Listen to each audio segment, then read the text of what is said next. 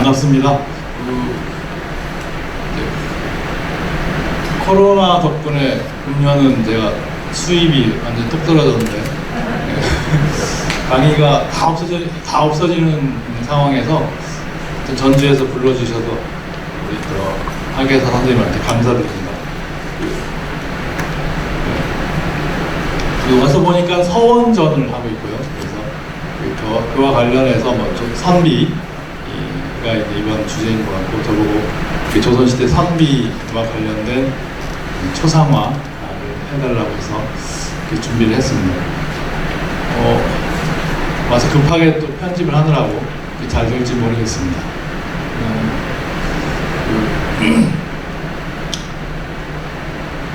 저는 이제 예사가들은 우리 딸을 어떻게 그렸고 우리 얼굴을 어떻게 그렸나 하는데 이제 관심을 갖고 공부를 했는데요. 어쨌든 저는 생각지 않게 제 인생에서 처음으로 상이라고 하는 것도 이렇게 받아본 적이 있었는데, 상을 받게 한 출판사가 망하는 바람에 책은 그냥 죽었습니다. 어쨌든 그 초상화, 사람은 살아간 시대의 예술이라고 하는 제가 명칭을 썼는데요. 조선시대 그런 것 같고, 조선시대 많은 초상화가 남아있는데 그 많은 초상화가 남아있는 것의 그 요인은 바로 이제 사람은 살아간 시대의 예술로 존재했다, 이런 생각을 해봅니다. 조선시대 초상화 조사를 가보면요, 10대, 15대, 어떤 집은, 어떤 데는 한 20대 됐는데, 되게 그 DNA가 이렇게 쭉 이어졌어요. 중간에 이제 변형이 오지 않은 집안은 되게 이렇게 이어져 있는데요. 그 중에 이제 우리 충청도 논산에 윤중고택에 갔더니 윤중에 초상화가 나와 있죠. 이거 조선 후기 숙종 때 소론 계열의 영수로 알려져 있고, 그 12대손 윤인식이라고 하는 분인데요. 되게 닮았죠. 뭐가 닮았어요? 특히 눈, 코, 입술 다 닮았는데 특히 닮은 게 요 사방관 안에 이마 머리 부분에 머리털이 하나도 없으세요. 근데 닮았죠. 그래서 이게 12대로 이렇게 쭉 이어왔나 보다, 이런 생각을 갖게 합니다. 그 다음에 이제 매천 황현의 매천사, 불의 매천사의 초상화죠. 그 손자 초상화예요. 그 손자인데 할아버지와 손자하고 꼭 닮았죠.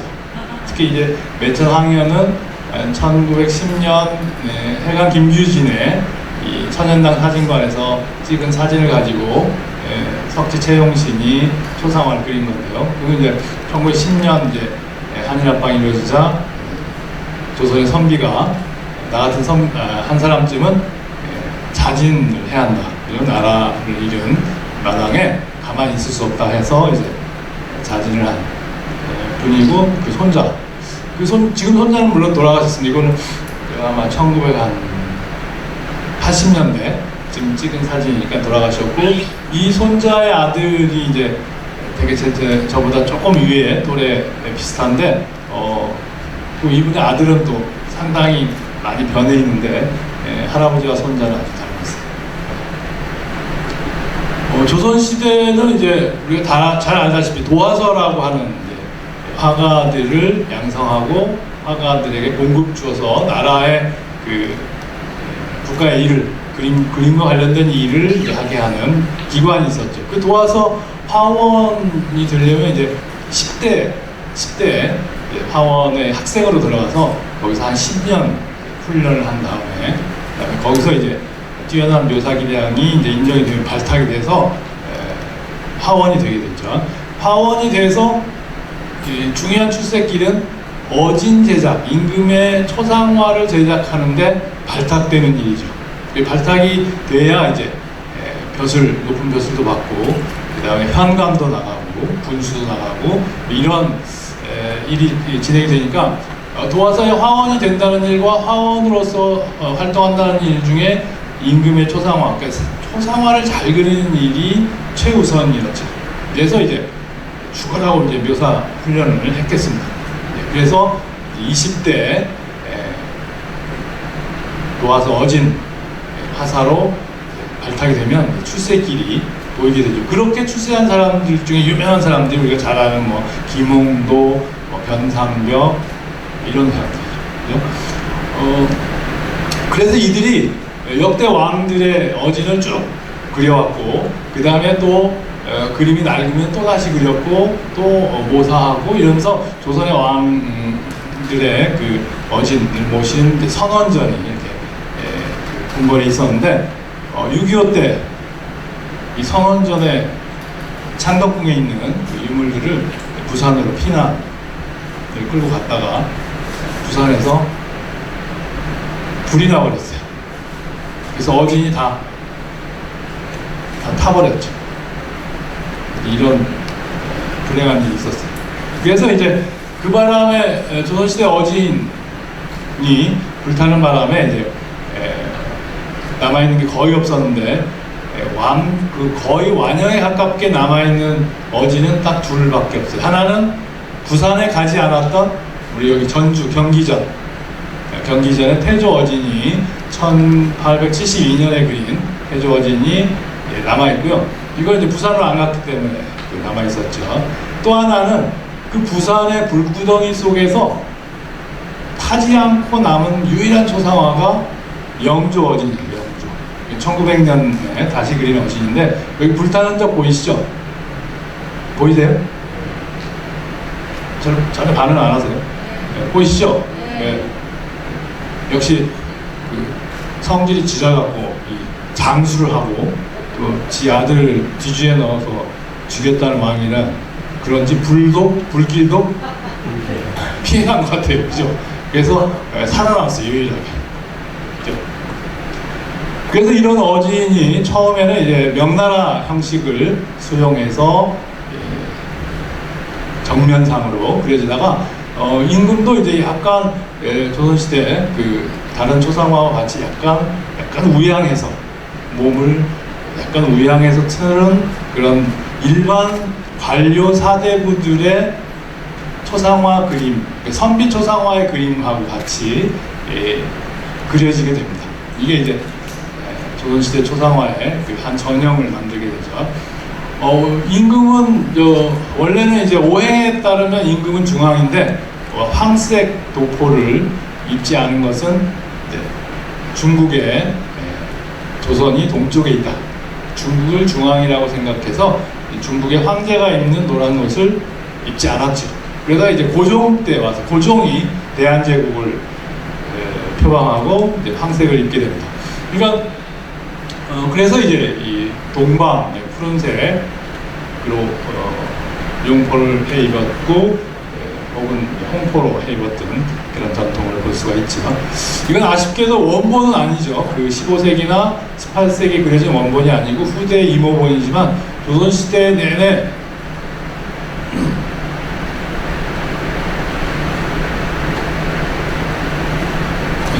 내내 도화서 화원들이 정말 사진 카피하듯이 똑같이 담게 그려온 터라 거의 원본에 가깝다, 이렇게 이제 볼 수가 있지만, 바로 이 초상이라고 하는 것은 대상이 가진 인물의 모습을 대상을 그냥 외모만 그리는 게 아니고 전신, 그 대상이 지닌 정신을 비추게 그려야 한다, 이런 의미로 전신사조, 전신이라고 하는 용어로 쓰고요. 그 다음에 초상화는 어차피 화가가 그린 초상화는 사실이에요, 아니에요?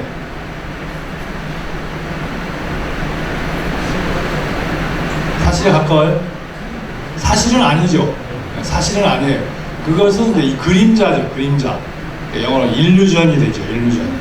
그 다음에 이제 리얼리티와 일루전. 그러니까 그 대상의 그 닮음을 가지고 그것이 그 사람이냐 아니냐, 이런 이제 논쟁이 또 있겠고, 또 하나는 화가가 아무리 똑같이 그려도 초상화를 그리는 나는 마음에 들어요, 안 들어요? 여러분들 되게 셀카 찍어보면 이쁘게 잘 나와 안 나와? 내 마음에 들게 나와요 안 나와요? 내가 셀카를 찍어도 안 나오는데 다른 화가가 그리는데 잘 되겠어요 안 되겠어요? 잘 안 될 것 같아요, 그죠? 아무튼 이런 새로운 풍속도예요, 그죠? 제가 이번 강의는 두 번째예요. 한 번은 부산 시립미술관에서 강의를 했는데 되게 이런 강당에 이렇게 앉아 계신데 전부 마스크를 이렇게 쓰고 계시고 반응도 잘 안 하고 그러니까 답답해요, 답답해, 그죠? 오늘도 답답하네.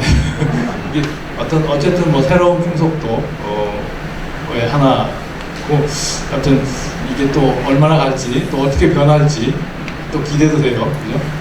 아무튼 그 진영 그래서 누구누구의 진 누구누구의 영 이렇게 이제 함께 쓰고 있어요. 리얼리티와 일루전을 이렇게 함께 쓰고 있는 걸 볼 수가 있고요. 동양은 유교사의 전통 속에서 충효의 전통에 따라서 제왕, 성현, 스승, 공신, 관료, 그 다음에 조상 그래서 주로 남자 중심이었는데 조선 초기에는 이 공신들 관료 초상을 그릴 때 부부 초상을 같이 그려줬어요. 그러니까 공신을 그리면 부인 초상까지 같이 그려졌고 후기에 오게 되면 이제 임진왜란 병자호란을 겪고 전란을 겪으면서 생긴 연력 혹은 미인도 이런 유형의 여인 초상화들도 등장하게 됩니다. 그런데 재밌는 건 조선시대에는 초상화의 나라라고 할 만큼 엄청나게 많은 초상화가 그려졌어요. 그래서 제가 조사한 것만 해도 한 700~800점? 근데 지금도 계속 나오고 있어요. 새로운 인물, 새로운 형태의 초상화들이 나온 거, 그런 거 보면 이제 앞으로 초상화 1000점도 넘을 것 같은데 아무튼 이 많은 초상화가 그려진 걸 보면 다른 나라에서 보기 힘든 거예요. 그런 우리나라의 초상화의 나라인 점이 또 하나는 뭐냐면 진실성을 드러낸 사실 표현을 자랑하고 있어요. 제가 이제 제가 이제 정년하기 전에 제일 늙은 제자를 하나만 들어오셨는데 이성락 박사라는 분이 아주대 가천대 총장을 하시고 이제 정년을 하신 다음에 피부과 의사 하시죠. 그분이 이제 명지대학에 저한테 미술사학부 박사과정에 들어오셨어요. 그래서 들어와서 뭐 하셨냐면 조선시대 초상화에 나타난 피부병 그걸로 이제 이미 이제 1980년대 논문을 한 편 쓰시긴 했는데 그걸로 세계 피부과 학회를 이렇게 깜짝 놀라게 한 적이 있었어요. 조선시대 초상화는 진실성을 드러낸 거죠. 우리가 이제 그 사진관에서 명함판 사진만 찍어도 뭘 해줘요? 뽀샵 해줘요. 다 약점을 다 지워서 뽀샵 해주는데 조선시대 초상화는 뽀샵이 거의 없어요. 물론 뽀샵도 돼 있는데 거의 없는 게 이제 그 특징이에요. 그래서 이 양반은 조선시대 초상화 500점을 조사했는데요. 14%가 만화 흔적, 천연두를 앓은 흔적이 발견이 되고 그 다음에 그 피부병의 모든 양상이 초상화에 나타나요. 그래서 제가 그 양반이 그 책을 냈을 때 제가 세상에 이런 피부과 의사는 없을 거다. 죽은 사람의 사진을 가지고 초상화를 가지고 500명의 피부병 진단 리스트를 만든 거예요. 그죠? 세상에 이런 의사가 있어요, 없어요? 그래서 그 양반이 세계 피부과 학회 회장도 하시고 아주 세계적으로 아주 유명한 피부과 의사가 되셨죠. 근데 이 양반의 논문이 나오고 난 뒤에 충격을 받은 지역의 피부과 의사들이 있었어요. 어디? 중국과 일본. 우리하고 비슷하죠. 우리하고 비슷해. 여기 동양 유교사의 전통 속에서 충효예가 비슷한 게 이제 중국, 일본, 우리나라인데 중국과 일본의 피부과 의사들이 충격을 받은 건 뭐냐면 이 양반의 피부 논문을 토대로 해서 자기 나라 중국과 일본의 초상화에 나타난 피부병이라고 하는 논문을 쓰려고 피부과 의사들이 다 달라들었는데 한 편도 안 나왔어요. 왜? 왜? 중국과 일본의 초상화는 거의 100%, 99% 뽀샵을 다 하신 거야. 그죠? 근데 유난히 조선시대 초상화들이 뽀샵을 안 한 거예요. 이게 이제 조선의 정신이자 조선 선비의 모습이다. 이런 생각을 해봐요. 그래서 결국은 이제 고위 관료로 진출하고 인재를 등용시키는데 외모를 보지 않은 거예요. 그러니까 초상화가 남아있는 500점은 다 장관, 총리급들이에요. 그죠? 장관, 총리급들이 대부분 초상화로 남아있는데 그 초상화의 14%가 천연도를 아는 흔적을 갖고 있으니까 조선시대 얼마나 우리 그 유교 전통 아래 그 인재 등용의 얼굴 모습을 보지 않았다. 신체 조건을 보지 않았다. 이런 걸 알 수가 있죠. 근데 이게 변질이 돼갖고 지금은 세계적으로 어떤 나라가 돼 있어요?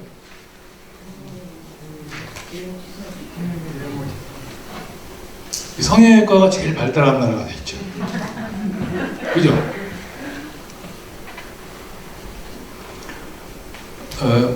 그러면서 이제 초상화의 제작 방식은 특히 이제 유탄 초본을 해서 수묵담체를 하고 유지 초본을 만들고 정본을 만들어 가는데 그 과정에 배채 뒤에서 채색을 해서 우러난 색깔로 그리는 복채 혹은 북설채, 양면 착색법 이런 기법을 쓰고 있고요. 그 다음에 조선 후기에 오게 되면 서양화법이 수용되면서 서양의 카메라 옵스쿠라, 카메라 기능을 가진 초기 단계에 이런 박스형 카메라가 활용이 돼서 우리 얼굴을 그리는데 쓰였던 거죠. 그럼 그것은 그만큼 리얼리티죠. 그 인물이 가진 그 특징을 그대로 담으려고 하는 그런 전통. 원래 유교 이론의 초상화를 그림에 터럭 하나도 틀리면 내가 아니고 내 선조가 아니고 내 스승이 아니다. 그래서 이제 초상화를 안 그린 사람도 있어요. 초상화를. 정조 때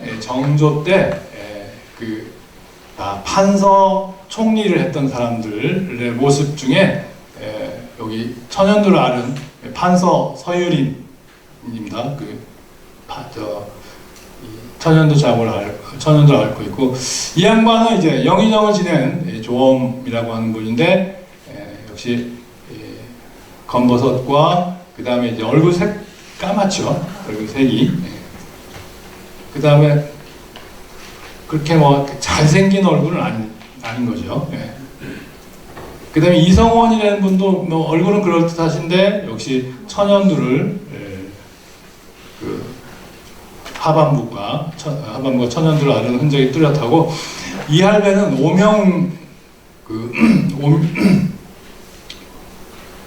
오명현이라고 하는 역시 총리를 지낸 분인데 얼굴이 까맣고 그 다음에 천연두를 앓고 그래서 이런 분들이 다 총리하고 판서를 장관 총리를 다 하신 거예요. 그죠? 그러니까 조선시대에는 이런 피부병 이성락 박사의 진단에 의하면 이제 간이 나쁘고 또 천연두를 앓았고 그 다음에 이제 어떻게 돌아가셨고 이런 진단을 다 진료 차트를 다 쓰신 거예요. 그죠? 그만큼 이제 정조 때를 집중적으로 봤지만 조선시대 내내 초상화들이 다 이런 현상을 갖고 있어요. 그러니까 진실된 모습의 이미지를 내 초상화로 이렇게 남기려고 했던 걸 알 수가 있죠. 잘 아는 공제윤두서의 초상화죠. 자화상입니다. 저기 해남 노무당의 고산 윤선도의 증손자하고 당시 이제 정파로 보면 이제 서인과 남인이 대립했을 때 정계에서 서인에게 밀린 남인 계열의 선비 문인이죠. 이 사람은 이제 진사시에 합격하고 대과를 포기하고 워낙 이제 서인 세력이 권력을 장악한 과정에서 소외된 지식인 선비가 되죠. 그러니까 이제 공무원으로 나가지 않은 그러니까 어떻게 보면 순수 선비의 모습입니다. 이 사람은 남인 계열로 이제 당시 성호이 형제들하고 친했고 그 다음에 이제 우리 남인 실학파 계열의 아주 핵심 인물이기도 해요. 얼굴이 좀 약간 어때요? 호랑이? 네. 분노? 약간 슬픔? 뭐 이런 것이 다 담겨 있어요. 그죠? 네. 그래서 조선시대 윤두서의 친구들이, 성호 이익의 형제들이, 윤두서의 친구들이 영상감이다, 장군감이다, 그 다음에 최고의 능력과 인품을 가진 사람으로 이렇게 칭송했는데, 역시 봉상 정치에 소외되면서 관료로 갈 수 없는 처지의 이미지를 볼 수가 있죠. 1710년대에 그린, 1710년에서 15년 사이에 그린 자화상, 40대 중반, 40대 중반의 자화상인데, 거울을 보고 그리고 우리 초상화의 역사에서 처음으로 입체화법, 서양화식 입체화법을 써서 그림을 그린 그림입니다. 마침 윤두서는 첫 번째 부인이 17세기 서학을 처음으로 우리나라에 받아들인 지봉 이수관, 천주시리, 기하원본 이런 것들을 북경에서 가져온 분이죠. 그 양반의 증손녀가 바로 윤두서의 첫 번째 부인이었어요. 그러니까 남인이자 서학과 관련된 집안하고 이렇게 혼인하면서 만들어진 정복, 새로운 입체화법을 도입해서 거울 보고 그린 거죠. 이거는 우리나라 초상화 전체 역사 속에서도 중요하고요. 서양화법을 받아들였다기보다 것도 의미가 있지만 바로 이제 거울을 보고 내 얼굴을 그린 거예요. 그죠?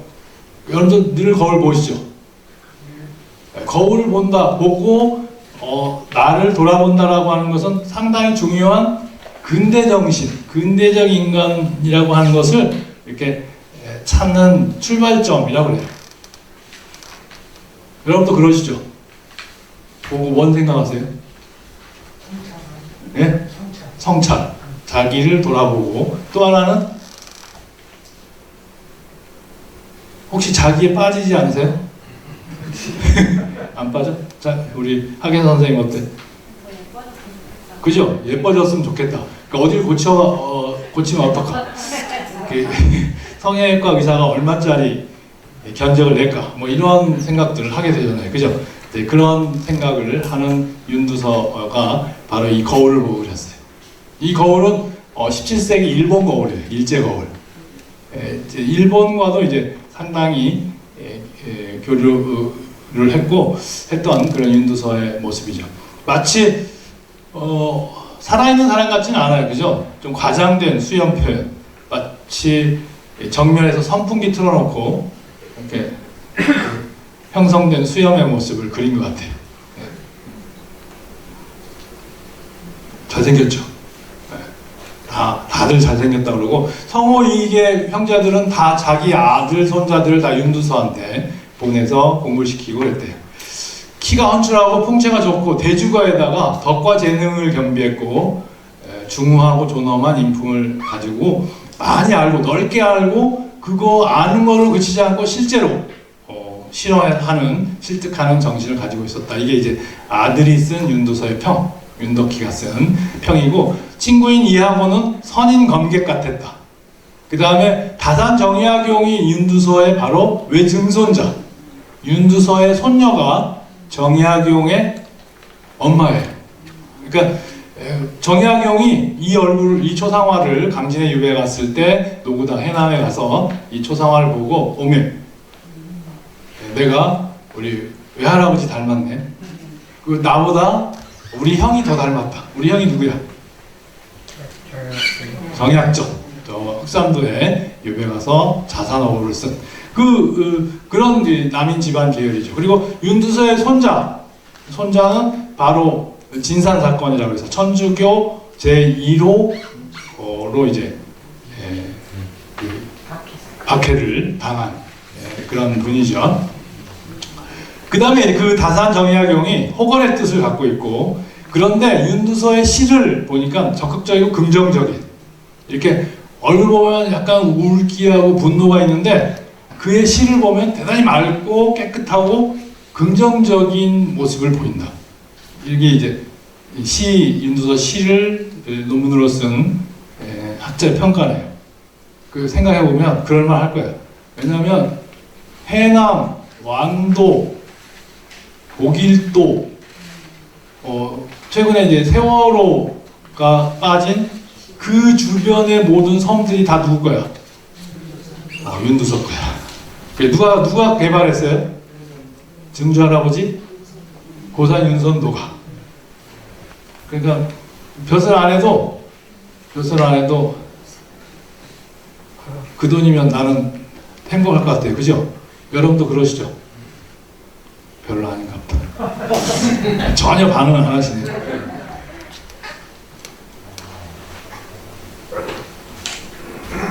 사람도 이렇게 앉아서 이렇게 떨어져 앉아 계시니까 좀 불편하죠. 반응하기가. 이제 옆에 살붙임을 해야 이렇게 한 사람이 반응하면 같이 어쩔 수 없이 하게 되고 그러는데 다 독립적으로 앉아 계시니까 다 따로 놓으시는 것 같아요. 안구 서클을 따라서 입체감을 넣고 주름을 따라서 입체감을 넣은 눈 부분이에요. 전혀 반응을 안 하시네요. 굉장하지 않아요? 그죠? 근데 왜 아무 말도 안 하세요? 이렇게 이야 하든지 우미. 자, 다시 볼게요. 네. 이 정도 나와도 살짝 신음소리가 좀 나오고, 이야, 굉장하지 않아요? 이윤두서는 미술대학을 갔어요, 안 갔어요? 그냥 문인이에요, 문인. 그죠? 미술대학 안 갔어요. 그 당시 김홍도처럼 10대 도화서에 가서 막 훈련하고 이런 사람이 아니고, 이거는 타고난 능력이에요. 그죠? 거울을 보고 자기 모습을 이렇게 생생하게 그릴 수 있다는 게 정말 자랑스러운 부분이죠. 예? 표정을 어떻게 이렇게 나타낼 수 있냐고요? 그러니까요. 그런 얘기를 화면이 바뀌면 바로 하셔야죠. 그죠? 야, 이런 표정을 어떻게 나타낼 수 있을까? 한번 해보시죠. 눈에 어떻게 저렇게 나타낼 수 있냐고요? 그러게 말이에요. 심정이 눈에 제일 잘 나타나잖아요. 네, 죽여주죠. 남들이 반응 안 하니까 재미없네요.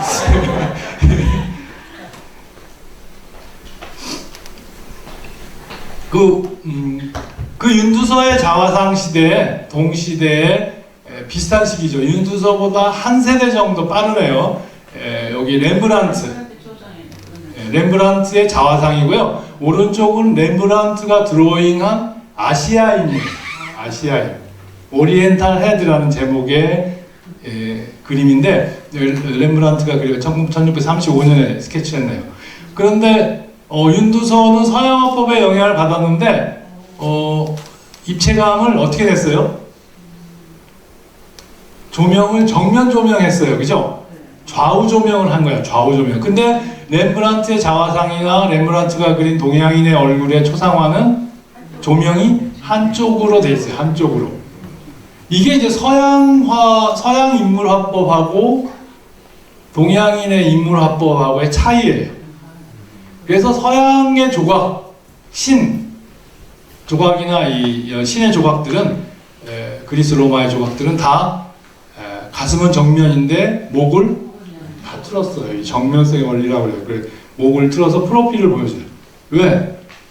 서양인은 눈이 깊고 코가 높고 입술이 얇고 이게 이제 특징이잖아요. 그죠? 우리는 코가 낮고 눈이 튀어나오고 입술이 좀 두툼한 편이어서 서양인과는 달라요.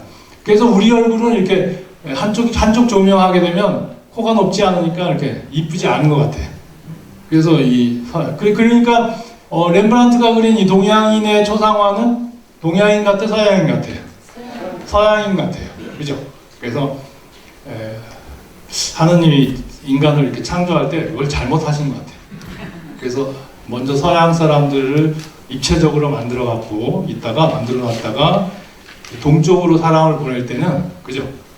한국이나 이쪽으로 우리 조상들을 보낼 때는 서양인의 얼굴에다가 프라이팬으로 한 번씩 이렇게 매겨 갖고 보냈나 봐. 그래서 이제 그래서 우리 여기 어르신들이 많으시니까 되게 1970, 80년대 우리 TV 연속극이나 영화를 보면 되게 조명이 1대1 조명이었어요. 윤두서식 조명이었어요. 그런데 요즘 영화나 연속극의 대부분은 1대1 조명이 거의 없어요. 대부분 한쪽 조명, 일방 조명이거나 아니면 7대3 이런 정도의 좌우 밝기를 다르게 줘요. 왜? 우리 얼굴이 바뀐 거야. 특히 이제 유명한 배우나 잘생긴 배우들은 다 보냈어. 네, 다 성형을 해갖고 비싸게 한 성형이니까 그 이쁜 모습을 드러내려면 어떻게 해야 돼? 네, 서양인의 조명법을 쓸 수밖에 없게 돼요. 그런 걸 잘 보여주죠. 네. 그 초상화를 그리는 과정은 처음에는 이렇게 유탄으로 해갖고 유지에다가 다시 먹선묘를 하고요. 이거 16살 이미수라고 하는 소년 화가가 그린 초상화첩이고, 이건 도화서 화원이 그렸는데 정말 수염 하나, 눈썹 하나 숫자를 세서 그리듯이 그리고 있는 걸 알 수가 있고요. 그 다음에 이제 배채법을 썼어요. 배채법.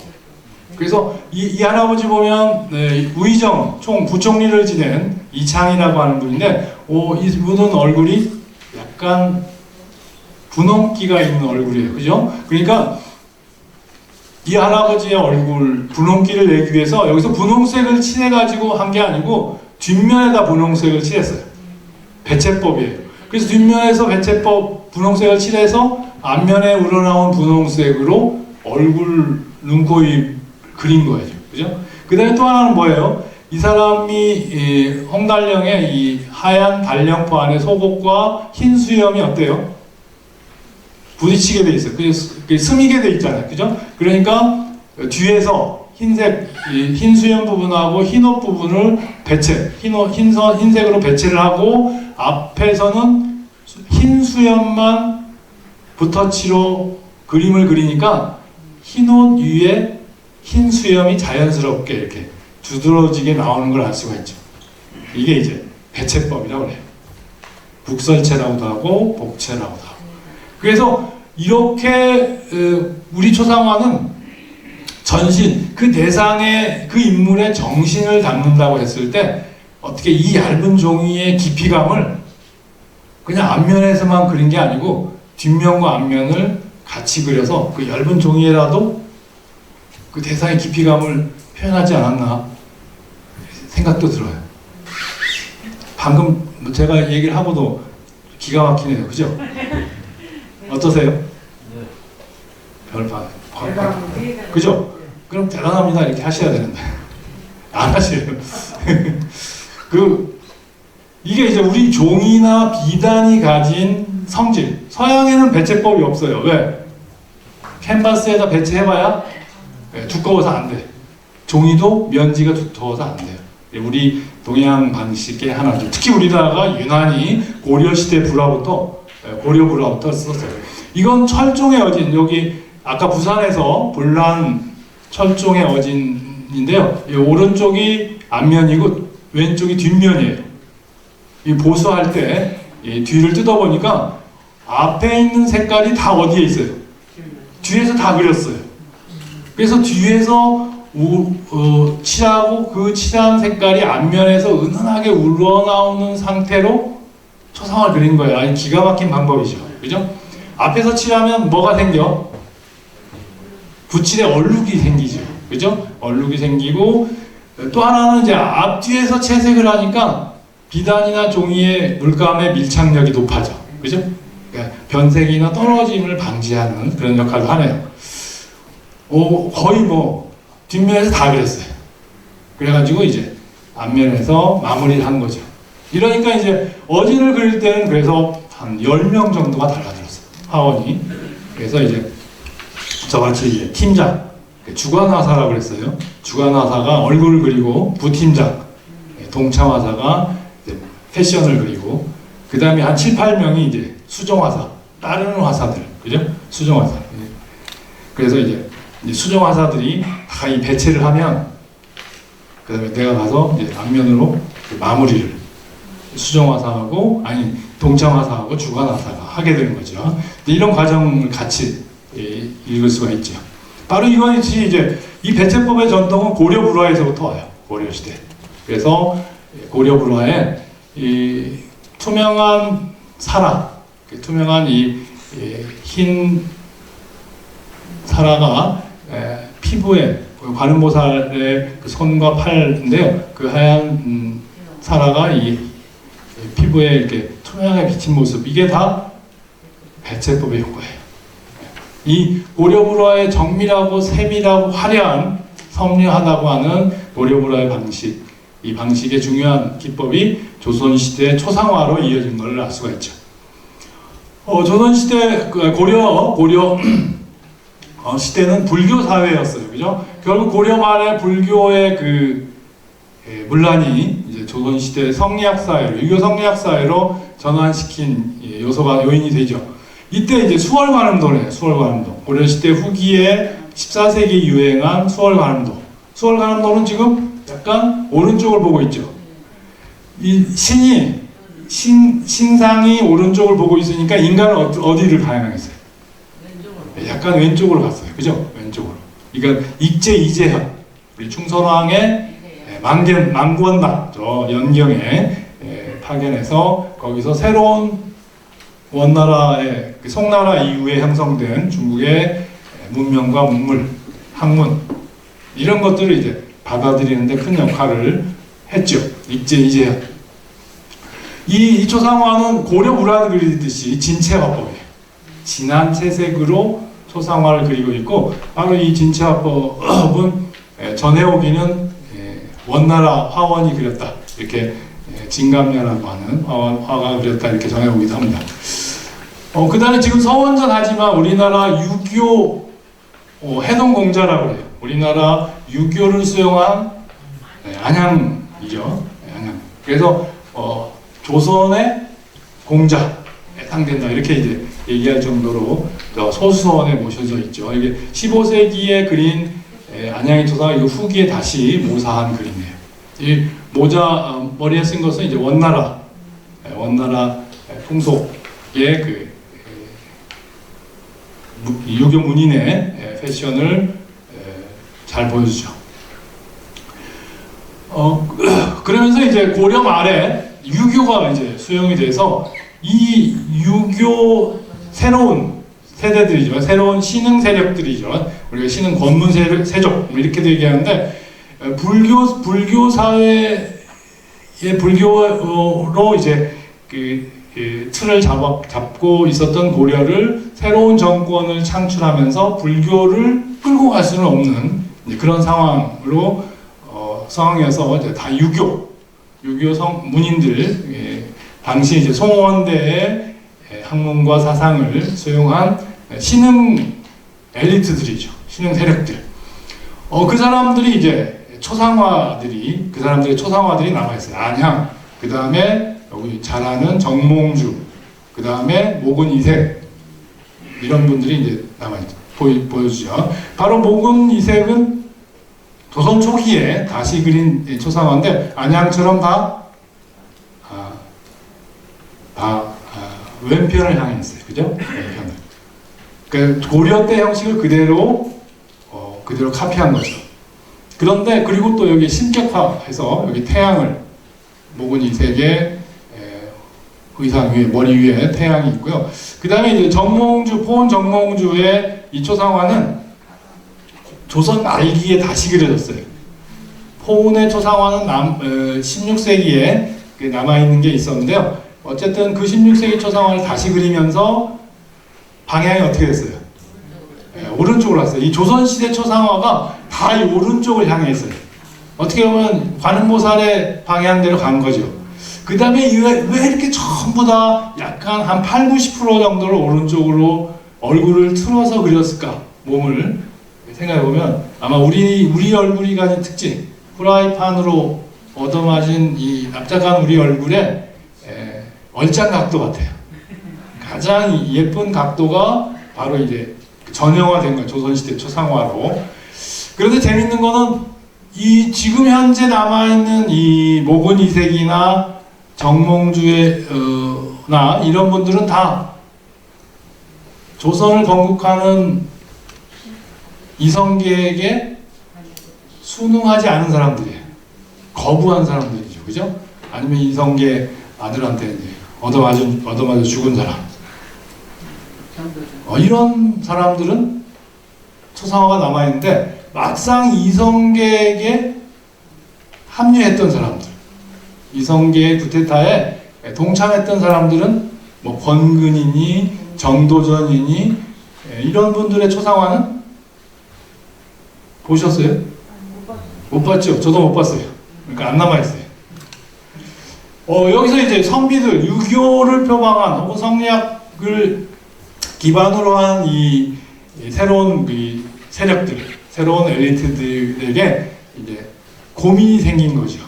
그죠?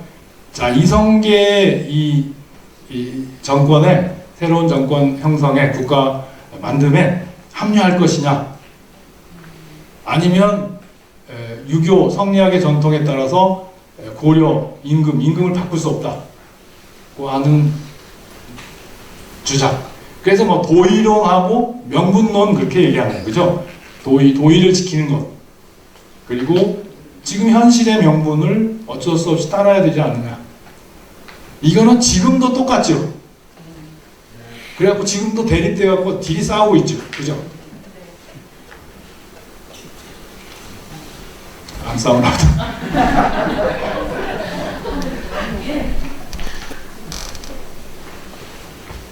혹시 여러분끼리는 안 싸우시죠? 싸워요? 예. 그러니까 도의가 먼저나 명분 실리가 먼저나 참 고민이네요. 그죠? 싸워야죠. 싸워야 커요. 그래서 재미있는 게 이 태조에 함께해서 이성계와 함께해서 태조의 그 국가 건설에 동참한 사람들이 이제 많죠. 그걸 개국공신 그래요. 그 조선 이성계는 조선인을 개국하자마자 제일 먼저 만든 게 도화원이었어요. 도화원. 화가들 양성부터 했어요. 왜? 이 개국공신 초상화 그려주려고. 그죠? 엄청나게 많은 이 개국공신의 초상화를 그려줘요. 근데 이제 그 국가를 혹은 정권을 창출하고 나면 제일 골칫거리가 누구야? 이 공신들이에요. 그죠? 공신. 지금도 골치 아파요. 그죠? 모르겠어요. 골치 아프지. 저는 정권에 안 가봤으니까 모르겠는데, 이성계와 함께 했던 조반의 초상화인데, 이때는 또 부인 초상화까지 같이 그려졌어요. 이 부인의 패션이 좀 이색적이죠. 이건 조선의 패션이 아니고 고려 패션이에요. 그러니까 원나라 옷이라고 봐야죠. 그죠? 원나라 옷을 입고 계신다고 봐야죠.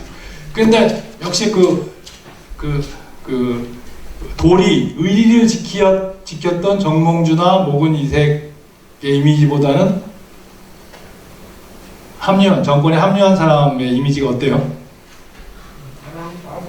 조금 그래요. 그죠? 뭐라고 얘기하기 힘든데 조금 그래. 애매하면 뭐 그래, 거시기 뭐 이런 게. 그 다음에 이제 신숙주. 이런 왕자의 난이 지속되는 조선은 계속 이제 그 도의와 명분, 고려와 조선의 도의와 명분과 함께 누구를 왕으로 세울 것이냐를 가지고 이제 공신들 간의 싸움이 지속이 됐죠. 그죠? 이제 그 핵심이 이제 세종이 죽고 난 뒤의 문제죠. 그죠? 세종이 장자상속으로 큰아들을 왕을 시켰어요. 문종을. 근데 큰아들이 어땠어요? 허약했어요. 그래서 단종 왕세손을 이렇게 정하고 갔는데, 돌아가시고 난 뒤에, 세종이 돌아가시고 난 뒤에 어떻게 됐어요? 그 아들들이, 그 아들을 여럿 낳으면 복잡하고, 그죠? 하나만 두든지 여럿 낳았으면 하나는 똑똑하고 나머지는 그냥 그럴 정도 해야 되는데, 되게 이제 왕비들이 다 똑똑하고 좋은 집안에서 이렇게 구하니까 그 왕자들이 다 똑똑해. 그죠? 그러니까 이제 둘째 아들이 누구야? 세조가 무력을 장악하고 권력을 탐보고 있었고, 그 다음에 셋째가 누구야? 몽유도원도를 그리게 한 안평대군. 그 다음에 네 번째 누구예요? 금성대군. 그죠? 이런 왕자들이 다 이제 어린 조카를 치고 이제 왕이 돼야 되는데, 그게 명분이죠.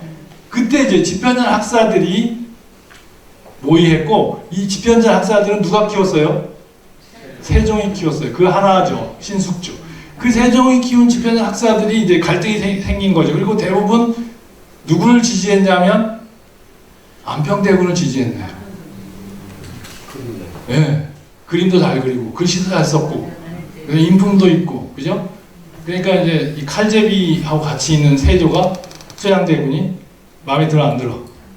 마음에 안 들죠. 그래갖고 생육신, 사육신이 나오고 그랬죠. 어쨌든 그 틈에 이제 집현전 학사 중에 세종이 가장 믿었던 신숙주가 생각을 달리했죠. 그죠? 도의보다는 어느 쪽으로 갔어요?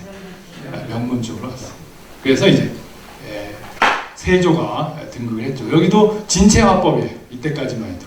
그리고 초상화가 이제 방향이 틀어졌죠. 그죠? 오른쪽으로 틀어졌고, 근데 이제 흉배, 명나라 관복제도를 수용해서 그린 이제 공신초상화로 현재 이제 유일하게 신숙주의 초상화가 남아 있어요. 그다음에 거기에 반대한 김시습, 승려가 돼서 부여 무량사의 초상화로 모셔져 있지요.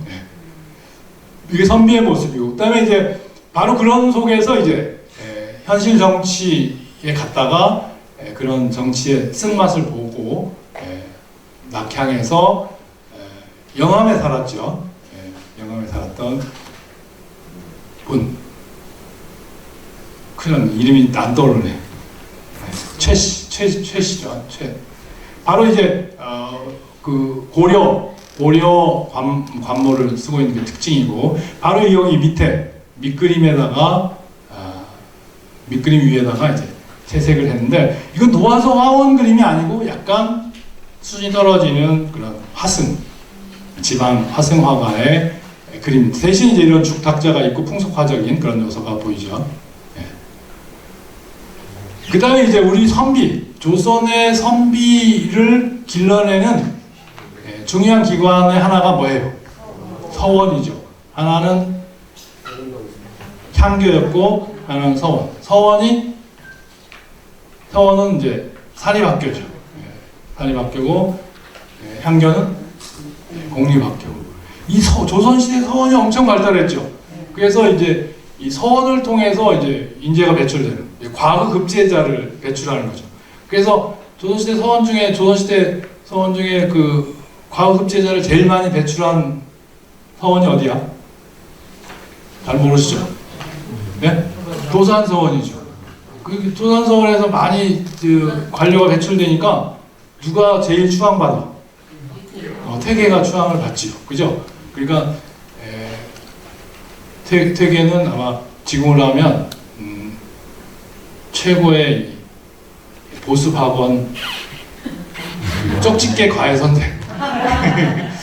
그래서 태계가 만든 게 뭐예요? 성학십도라고 하는, 제가 보기에는 그건 제가 성학십도 이 도상 연구도 이제 논문을 쓴 적이 있었는데, 제가 이렇게 검토하는 과정에서 생각이 떠오른 게, 이건 정말 좋은 컨닝 페이퍼다. 도면으로 도상으로 만들어 갖고 시험 볼 때 갖고 가면 최고겠다.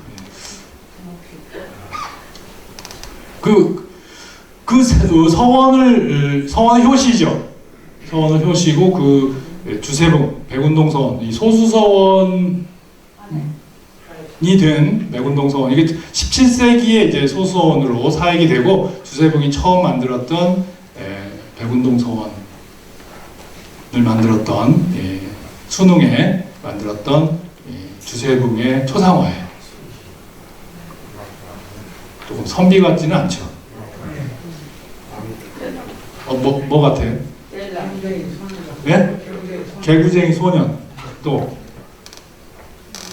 우리 여자분들이 보셔야 남자를 잘 보죠.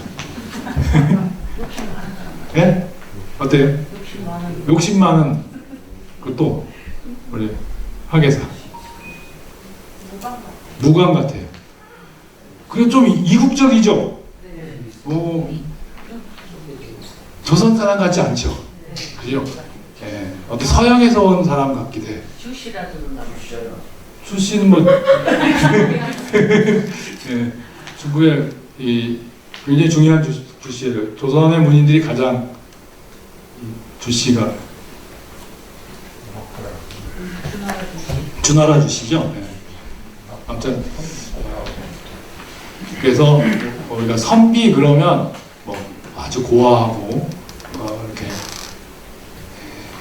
결벽하고 그다음에 이렇게 단정하고 그다음에 이런 분이 아니에요, 그죠?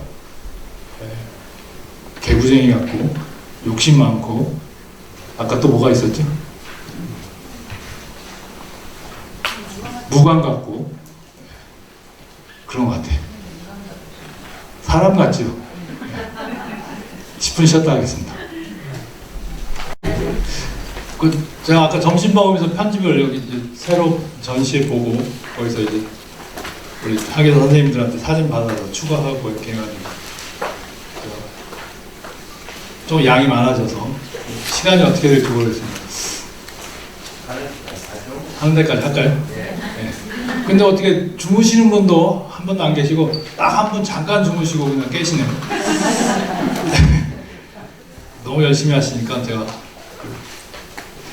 적당히 하고 넘어가지 못하겠네요. 지금 여기 아까 최씨 영암의 최덕지라고 하는 분의 영정이에요. 예종 때 분인데요. 아무튼 이 고려 스타일이 이 15세기, 16세기 초까지 유지가 되면서 이렇게 은둔처에 은둔했던 사람들은 새로운 명나라, 그러니까 조선이 개국한 패션을 거부한 거를 이렇게 또 보여주기도 하네요. 그죠? 이건 제가 82년에 이 최덕지 영정에 대해서 논문도 썼는데 이제 저도 이제 갈 때가 됐는데 기억이 안 나네요. 그렇죠? 여기다 써놨어야 되는데 제가 죄송합니다.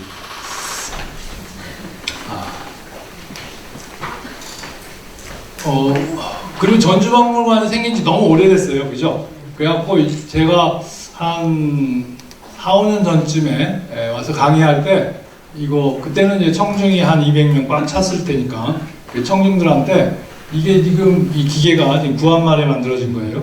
그래갖고 그때도 저렇게 어두워서 집시일반에서 전주박물관에 이 기계 새로 요새는 이렇게 크지 않아요. 좀 주먹만 해도 아주 기능이 좋은, 그리고 지금 옛날처럼 막 4, 500만 원씩 하라고 지금은 이제 100만 원대에 낮추어서도 이 기계가 좋은 게 있는데 아직도 안 바꿨네요. 그래가지고 지금 화면이 좀 어두운 편이에요. 아까 처음에는 아주 어두웠는데 좀 조정해서 밝게 했는데도 어두워요. 그러니까 숫자가 너무 적어서 여기서 나가실 때 이렇게 주머니 털어서 이거 하나 사주고 가라 이렇게 얘기를 못 하겠네요. 그때는 했는데 아무튼 구한말 아니면 일제 초기쯤 만들었을까? 참조해서 조금 더 밝게 생각하시면 돼요. 그러면서 이제 17세기 조선이 이제 16세기 후반 들어서면서 이 선조 때 와서 큰 변화가 일어나죠. 우리가 잘 알다시피 임진왜란, 정유재란, 병자호란 이런 전란을 겪게 됩니다. 그 전란이 이 이전에 그려진 문인 사대부 선비들의 초상화를 거의 없앤 것 같아요. 또 하나는 바로 선조가 오기 바로 직접 16세기 중후반기에 우리 역사에서 배웠듯이 이제 조선이 드디어 이제 문인 관료, 선비들의 세상이 권력의 세상이 되면서 이제 분당 정치가 이루어져요. 그죠? 정파가 나뉘어서 형성되는, 그러면서 이제 성리학이 조선적인 학문으로, 조선적인 이데올로기로 이제 틀을 잡게 된다. 그때 출연한 사람들의 초상화가 남아있어, 안 남아있어? 지금 1,000원짜리하고 5,000원짜리에 그려진 분이네요. 누구? 퇴계와 율곡. 이 퇴계와 율곡 시대를 맞았는데 퇴계와 율곡의 초상화가 다 가짜예요. 그죠? 그러니까 현대 화가가 그린 가짜야. 옛날 초상화가 안 나와 있어요. 안 그린 것 같기도 하고. 그죠? 네. 율곡과 퇴계. 아니 조선의 문인들이 가장 추앙하는 최고의 선비인데 초상화가 안 나와 있어요. 그죠? 아무튼 그 시절부터 이제 조선이 이제 붕당 정치로 가서 당쟁이 심화된다. 그래서 조선이 뭐 당쟁 때문에 망했다. 이게 이제 일부 학자들의 주장이고 사실은 뭐 건강한 거죠. 붕당 정치라는 것은 지금 정치처럼 건강한 거야. 그죠? 전혀 반응을 하시네요. 그래서 그러면서 이제 17세기 임진왜란 병자호란을 겪으면서 조선의 변화가 이루어지는데 그 변화 속에 초상화가 변했어요. 관복이 변했죠. 관모가 여기 각이 넓어지고 굴무늬가 생기고 이렇게 그 관모가 낮아지고 그다음에 초상화법이 바뀌었어요. 담체화법으로 바뀌었어요. 그래서 벨체법보다는 담체화법으로 초상화를 그리는 전통이 생겼는데 이 사람이 바로 백사 이항복. 백사 이항복. 오성과 한음의 인물이죠. 그죠? 바로 이제 선조 임진왜란을 국난 극복한 공신 중에 제1번이죠. 그죠? 그래서 이 17세기에 와서는 초상화법이 바뀐 거예요. 그래서 지금 이제 공신 관료 초상화의 변화를 보여주는데 맨 왼편 이게 15세기 장말손, 16세기 유순, 17세기 이성윤, 18세기 초상화예요. 그러니까 관복 초상화가 거의 비슷한데 조금씩 바뀌었죠. 우선 흉배가 변했고 그 다음에 흉배가 공자, 기러기 이런 새가 학으로 바뀌었어요. 18세기. 그 다음에 이제 처음에는 명나라 관복을 해 입었다가 그거를 조선화시킨 모습이고 이제 몸에 맞게 되죠. 우리 몸에 맞는 옷으로 이렇게 관복이 바뀌고 16세기, 17세기에는 중국 카피트, 중국의 남쪽에서 만드는 채전이라고 하는 카페트예요. 이거를 이제 권위 있게 깐 거죠. 이거를 18세기 와서는 없애고 강화도 화문석 깔아요. 그러니까 조선화가 이루어지는 거를 알 수가 있지요. 그죠? 이렇게 15, 16, 17, 18세기 이렇게 이제 변화의 모습을 보여줍니다. 그러면서 18세기 와서 권위의 이 호피문을 이제 의자에 깔고 이렇게 그려줍니다. 이 초상화들이 다 오른쪽을 보는 우리 아까 얼짱 각도를 이렇게 보여주고 있는데요. 전부 관복, 단령포 관복 안에 손을 다 집어넣었어요. 그죠? 얼굴에 집중하기 위해서 손을 가린 거예요. 웬만한 중국 초상화들은 다 손을 드러냈어요. 손을 내고 그렸어요. 근데 일본도, 근데 조선의 초상화들은 되게 다 손을 가렸어요. 물론 손을 드물게 내민 것도 있는데 어쨌든 이렇게 해서 이제 얼굴에 집중한 이거를 볼 수가 있죠. 그래서 이제 선비의 이상, 선비 삶의 목표는 뭐야? 말은 은둔과 처사의 삶을 지향하면서 늘 생각은 어디에 있어? 권력에 있죠. 그래서 이제 그 전통, 공무원이 되고자 하는 전통이 지금까지 이어져서 다 공무원 되기를 바라고 공무원 시험에 수백 대 1 이렇게 몰리고 하는 이상한 나라 중에 하나야. 그죠? 예? 뭐 때문에? 철밥통 때문에.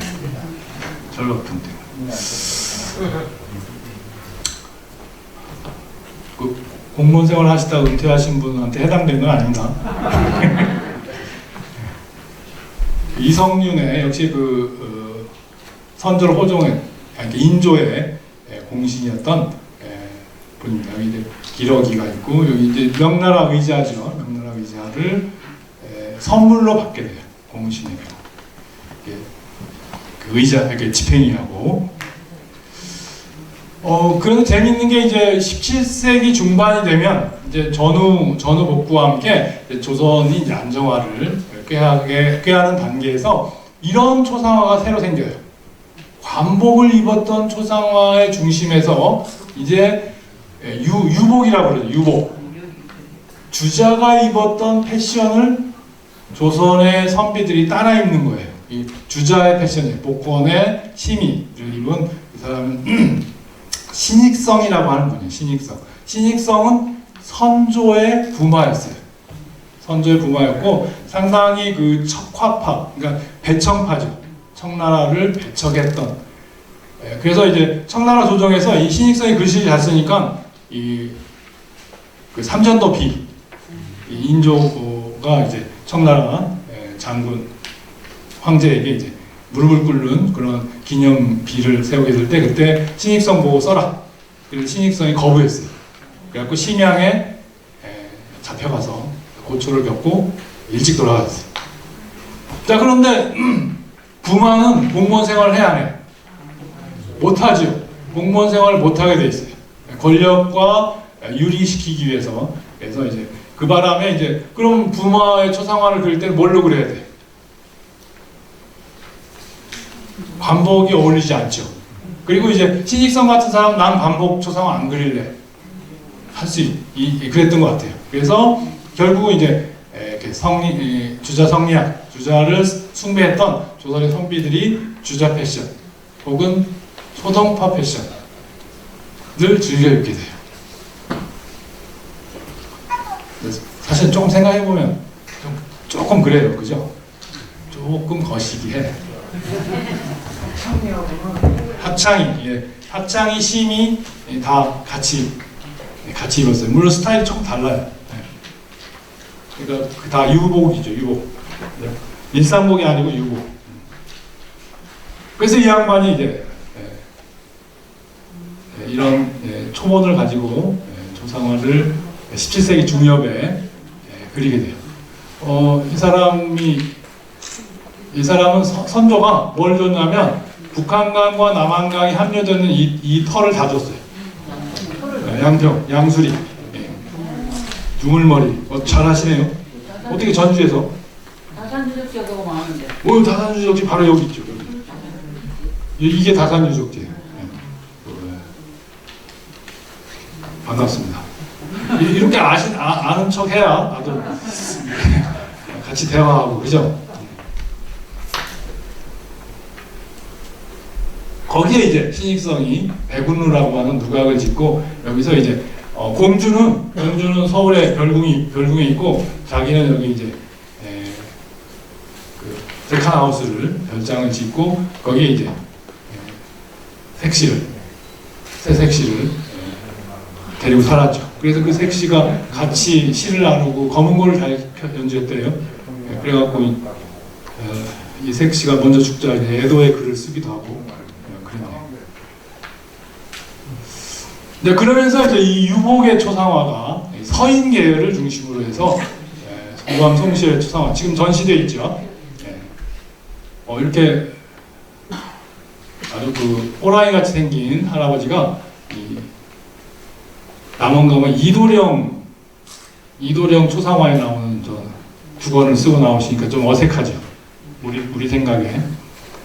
이게 서인의 영수 우암 송시열이고 오른쪽은 남인의 영수 미수헌옥이죠. 두 사람이 그 붕당 정치를 이끌었던 그 수령답게 서로 대조적이죠. 우암 송시열은 어때요? 풍채가 좋죠. 근데 미수헌옥은 깐깐해요. 완전히 도인 같아요. 도인. 그래서 이제 그런 두 사람의 이 대립이 조선 후기 정치파. 그 얘기 보면은 허목은 아주 못생겼다고 나오는데. 네. 아주 잘생긴. 포샵 처리했죠.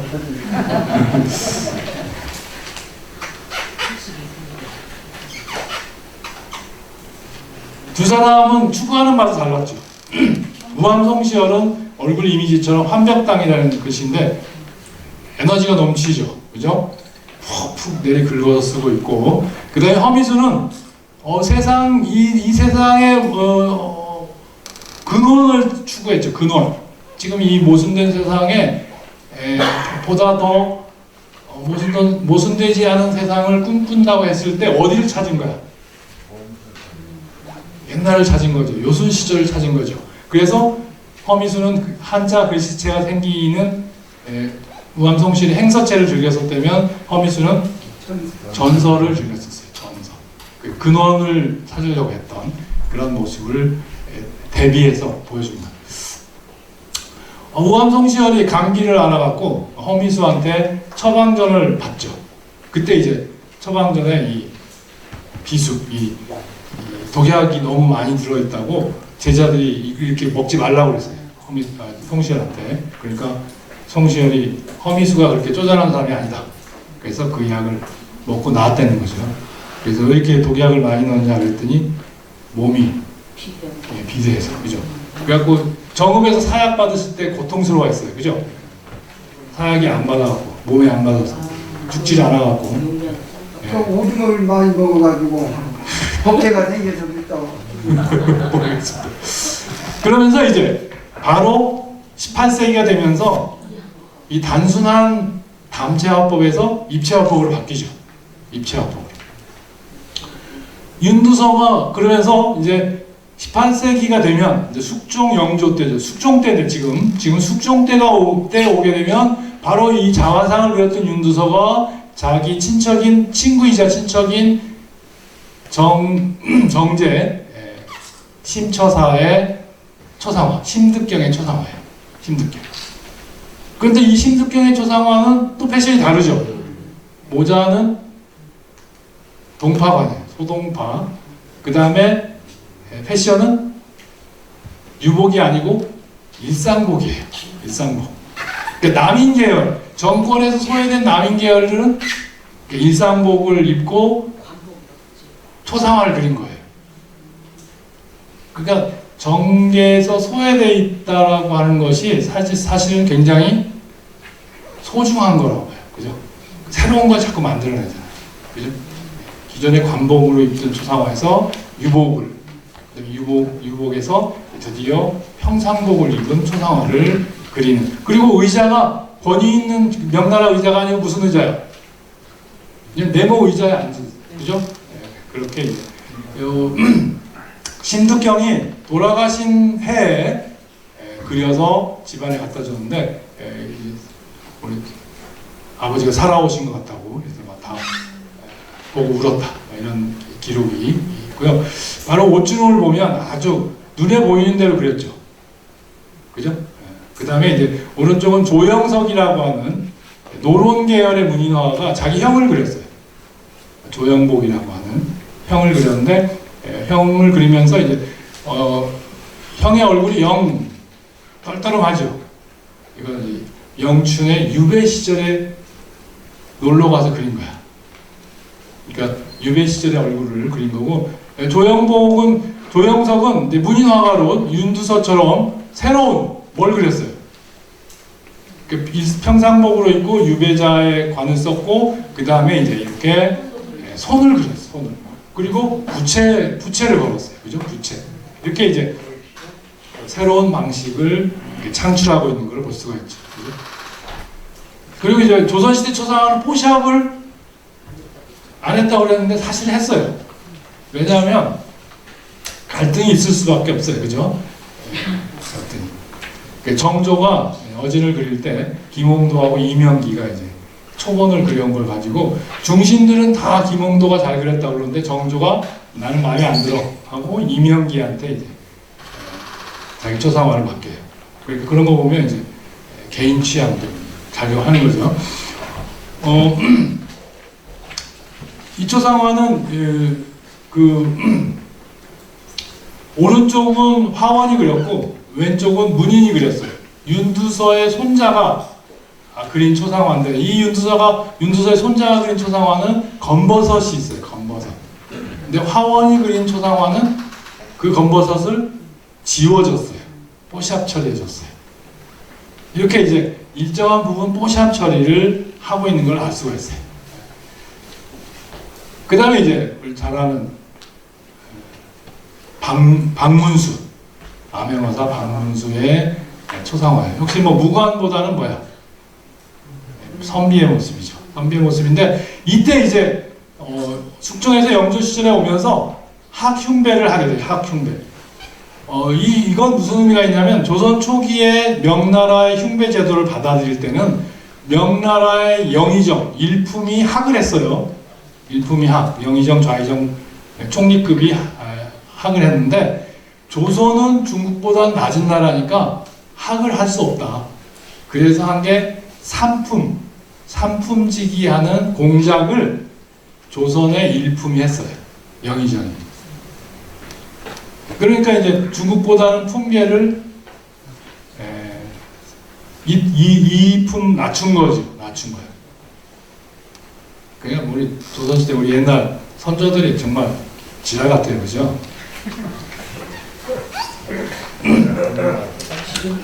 그런데 이제 병자호란을 겪고 난 뒤로 중국 대륙이 명청이 바뀌죠. 조선이 오랑캐라고 생각했던 오랑캐들이 중국 중원을 통일하고 청이라고 했어요. 그래서 이제 명나라 법통을 조선이 받는다. 이런 개념으로 바로 이제 뭐야?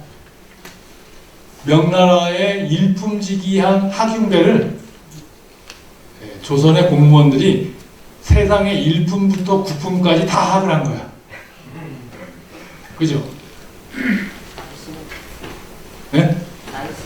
나이스. 그래서 이제 정삼품직에서 당상관은 학을 2마리. 지금 당상관이라 학머리가 2개죠. 학 2마리. 당하관은 학 1마리. 무관은 호랑이 흉배로, 호랑이 2개는 2마리는 당상관, 호랑이 1마리는 당하관. 그럼 초상화가 나왔는데 학이 1마리가 그려진 초상화가 나오면 그 초상화는 2마리가 그려진 초상화보다 낫죠. 근데 지금 초상화 값으로는 뭐가 더 비쌀까요? 2개가? 1마리가 비싸죠. 학 1마리로 초상화 그린 경우 참 드물어요. 낮은 벼슬 해서 초상화를 그리기가 쉽지 않은 거죠. 특별한 공덕이 있거나 특별한 일이 있을 때 그리는데 그 학 1마리가 그려진 초상화가 나오면 그거는 사야 돼. 중요한 얘기네요. 사야 돼요. 그죠? 김두량, 변상벽 이런 화가들이 이제 이렇게 뛰어난 기량을 갖고 초상화에 집중해요. 영조 때. 변상벽은 고양이를 잘 그려서 별명이 변고양이라고 그랬대요. 진짜 잘 그렸죠. 그때 모든 초상화를 변상벽이 그렸다고 그랬어요. 그런데 그때 많은 초상화가 남아있는데 이거 변상벽이 그렸겠다 이렇게 생각하고 아까 그 박문수부터 변상벽이 그렸다 생각이 드는데 변상벽이 그렸다고 이 양반 관료의 초상화 옆에 변상벽이 그렸다고 쓴 예가 거의 없어요. 화가 본인은 쓸 수가 없고, 그죠?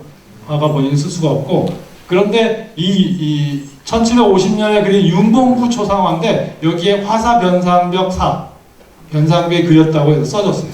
아마 저 아저씨는 나 같은 사람 같아요. 그죠?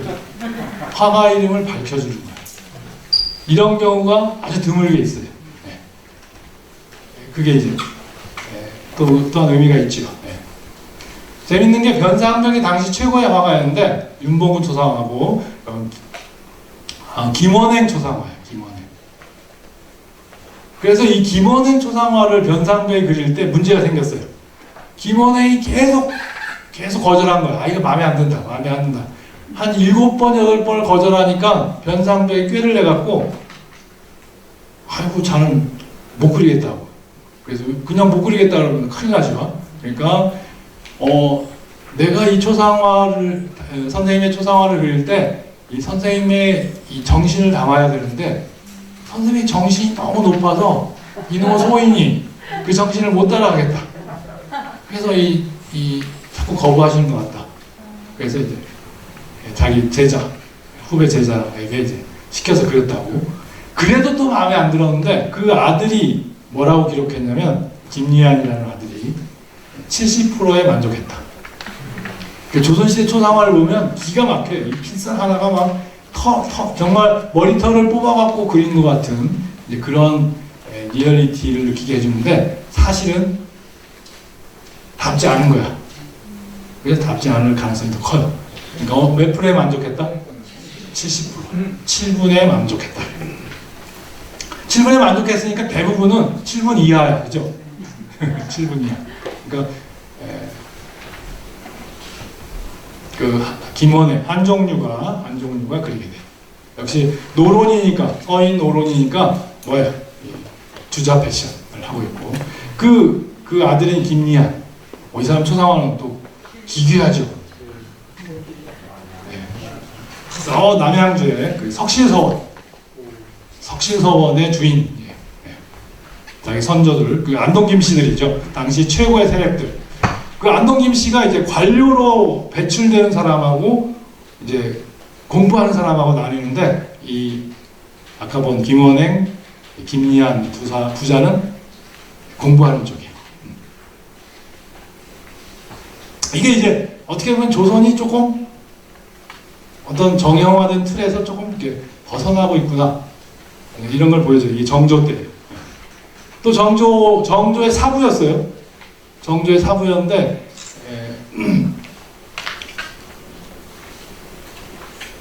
원주이시고 저 영암에 큰일 났네. 이의경이라고 하는 분인데 정조의 사부였는데 정조가 왕이 되면서 바로 영암에 낙향해서 정치에 관여하지 않겠다. 이런 선비예요. 선비. 이 그림은 화원이 그린 게 아니고 충분히 정조가 도와서 화원을 파견해서 그릴 만한 분인데 그걸 거절하고 그냥 백년사에 있는 강진 가까이에 있는 백년사에 있는 월출산에 계셨으니까 백년사에 있는 화승 생민이라는 화승을 초빙해서 그렸대요.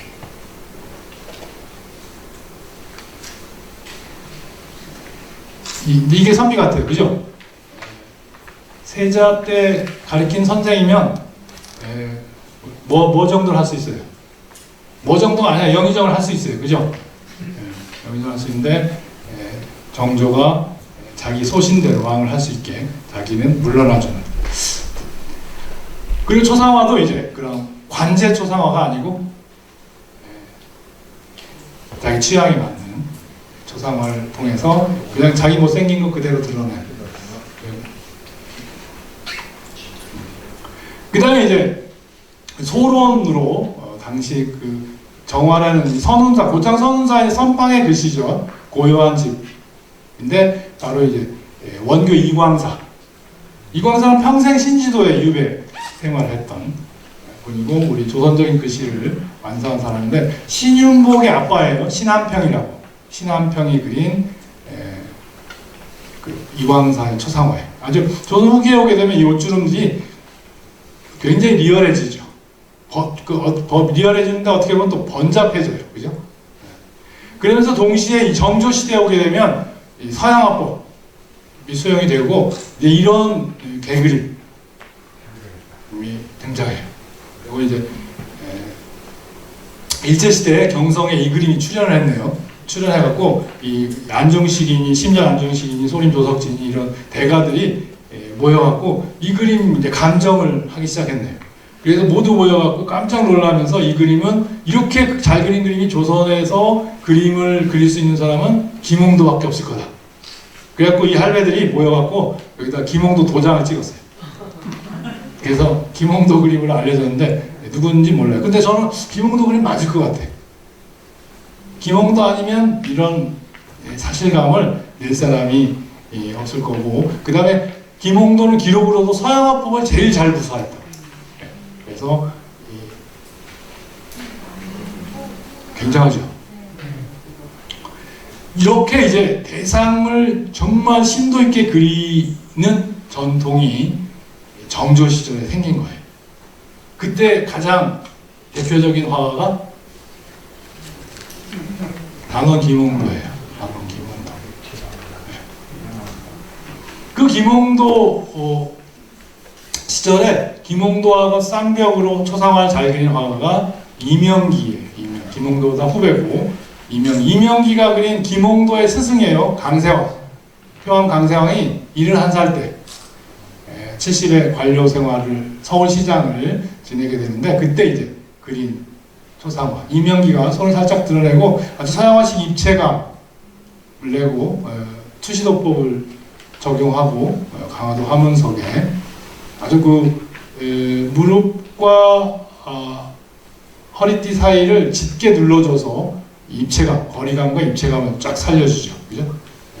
그 다음에 이 강세왕은 화가, 자기도 화가였어요. 김홍도를 어려서 배워 가르쳤다라고 하는데 자기가 그린 자화상이네요. 이건 재밌는 초상화예요. 패션은 평상복, 도포를 입었어요. 그죠? 평상복을 입고 모자는 뭘 썼어요? 관모를 썼어요. 그러니까 나는 지금 제야에 있고 싶은데 어찌 공무원 생활을 하고 있는 거? 라고 여기다 글을 썼어요. 이 강세왕은 북인 계열, 소북 계열.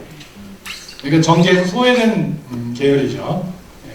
근데 큰아들을 잘 뒀어. 큰아들이 과거에 급제하는 바람에 큰아들이 과거 급제해서 이제 임금을 만날 때 임금이 이제 정조가 네가 아빠 뭐 하냐? 그러니까 놀고 있습니다. 그러니까 이제 영릉 참봉 그리고 벼슬을 내리니까 구급직이잖아요. 그러니까 강세왕이 나이 60에 아니 나이 50에 나이 60이죠. 나이 60에 가기가 좀 그러니까 안 갈래요 그랬어요. 그랬더니 바로 육품으로 올려갖고 김홍도와 같이 사포서 별제를 김홍도와 같이 하게 돼요. 그때 그러면서 이제 그렇게 관직 생활을 늦게 시작했는데 60에 능지기로 취직이 됐는데 10년 만에 서울시장이 돼요. 대단하죠. 그러니까 이 권력이라는 게 참 대단한 것 같아요. 그죠? 그 권력과 함께 한다는 게 우리 이제 막 공무원이 되시는 우리 하계 선생님인데 저하고 조금 약간의 실수도 있고 그래갖고 제가 또 와서 보니까 되게 이쁘네요. 어쨌든 공무원을 잘하려면 이제 어떻게 해야 돼? 뭘 했네요? 역량을 발휘. 역량 발휘했다가 바로 뭐가 지나가요?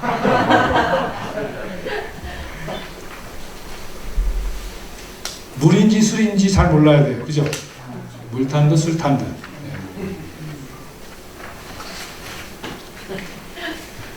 그래서 이제 본인이 그린 거하고 이명기가 그린 거하고 감각적으로 좀 다르죠.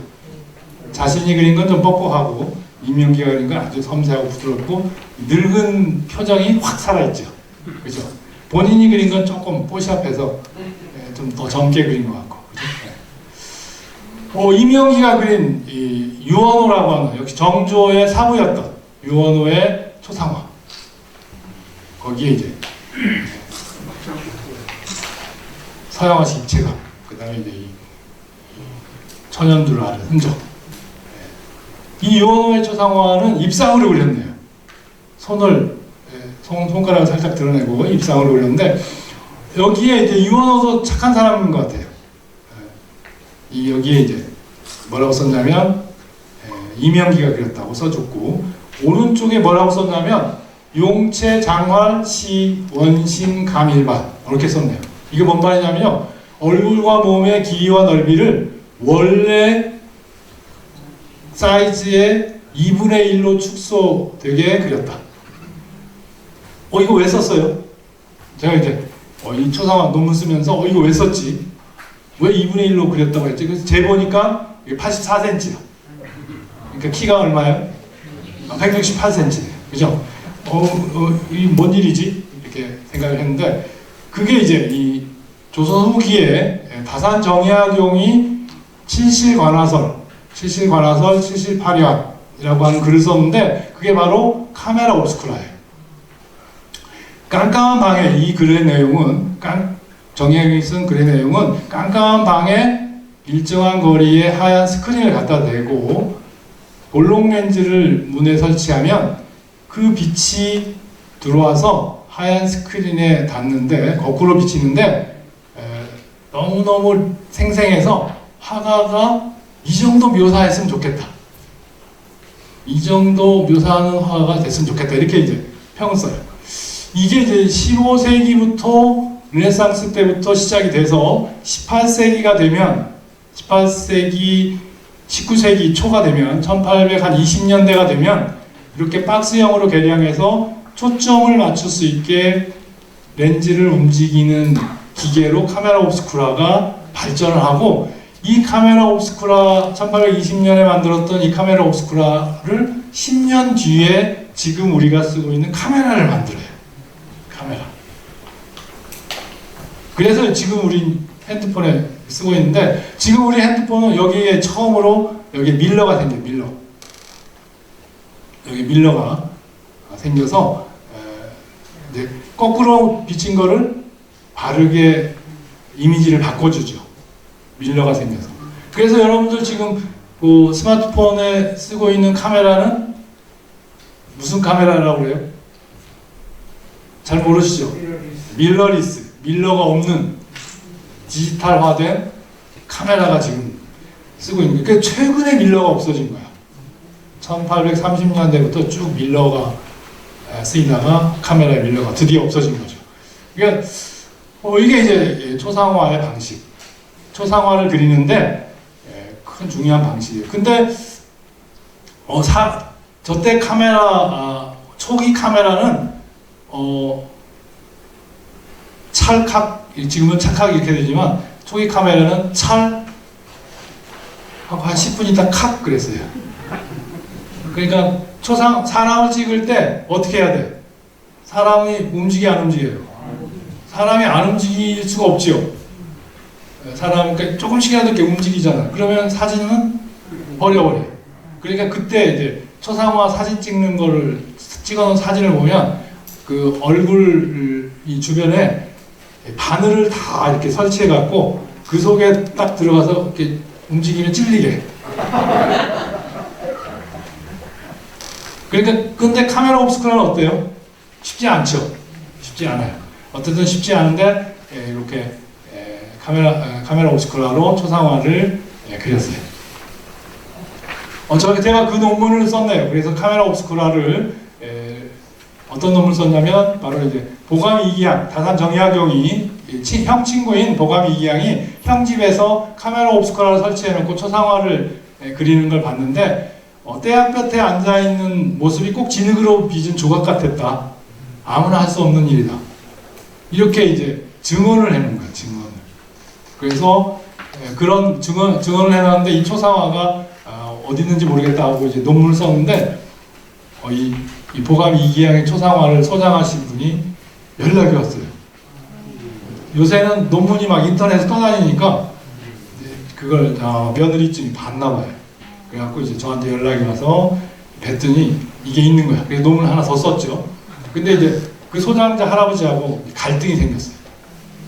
그래서 논문을 그 학회 세미나에서 발표하게 되는데 발표하기 일주일 전쯤에 갑자기 연락이 오신 거야. 제가 논문을 쓰니까 그 할아버지는 아주 저한테 힐튼 호텔 이런 데서 회를 대접받고 있는데 발표 일주일 앞두고 전화가 왔어요. 화가를 찾았대요. 이기양의 초상화를 그린 화가를 찾았다고. 그래갖고 이제 만났죠. 근데 찜찜하죠. 화가 없는데 어떻게 나와요? 그죠? 근데 이 할아버지가 보자마자 자기가 빙의가 와가지고 이 그림을 김홍도가 그리는 걸 봤대요. 환장하죠. 그래서 김홍도가 그렸다고 발표해 주라는 거야. 진짜 환장하죠. 그래갖고 아니 김홍도가 했다고 할 수 없죠. 그래서 이제 오히려 이명기 쪽에다가 비중을 뒀죠. 그러니까 화가의 비중을 명성을 보면 이명기가 그렸다고 하는 거하고 김홍도가 그렸다고 하는 거하고 그림값의 차이가 동그라미 하나가 더 많아요. 그죠? 1,000만 원이면 1억이고, 그죠? 1억이면 10억이고 그래. 근데 진짜 이 소장가는 그런 분도 계세요. 늘 보면서 이거 누가 그렸을까 하고 이렇게 몰입하다 보면 뭐가 보이겠죠. 여러분도 그런 현상 경험하시죠. 그래서 그분하고 이제 그 학회 발표장에 오셨다가 화가 나고 갔어. 그때 리딩을 그런데 그걸 못 풀고 그냥 돌아가셨네요. 이제 저는 나중에 이 그림 후손들한테 해서 서울 역사박물관에 모시겠어요. 아무튼 이런 기록을 남긴 게 서양에서 크게 카메라 옵스쿠라가 발달했는데도 기록은 별로 없어요. 기록 이전 정도만 남아있죠. 이게 이제 그 카메라 옵스쿠라에 비친 모습이고 그걸로 밑그림을 딴 거예요. 대학원생 시켜서 한번 해봤어요. 그래서 초본 그릴 때 유탄으로 간략하게 특징을 잡아내는 그런 방식을 카메라 옵스쿠라가 대신한 거예요. 그죠? 그러니까 원래 처음 틀짜기가 어렵고 그 다음에 디테일에 들어가서 그거를 다 함께 완성하기가 또 마무리하기 어렵고 그렇죠. 그거를 카메라 옵스쿠라가 일정한 역할을 했을 거고 이 최재공 정조 때 이 최재공의 초상화 영의정을 지냈던 정조 때 초상화의 초본이 남아 있는데 이때부터 유탄과 함께 연필을 썼어요. 연필 우리 흑연 재료 그래서 이런 변화가 있네요. 이 최재공은 정조 때 최고의 관료 영의정까지 올라간 최고의 관료인데 역시 눈이 좀 이상하죠. 눈이 그러니까 그 용모 인간의 용모는 그 사람의 능력을 판단하는데 제약이 없었던 시절이었다는 걸 알 수가 있죠. 조선시대 초상화 중에 제일 잘생긴 게 서직수 초상이에요. 서직수. 당시 1795년 정조의 어진을 그릴 때 이명기가 주관하사로 정조의 얼굴을 그리고 그 다음에 김홍도가 몸을 그렸는데요. 그와 같이 김홍도가 몸을 그리고 이명기가 얼굴을 그린 정자관을 쓴 이 일상복 초상화예요.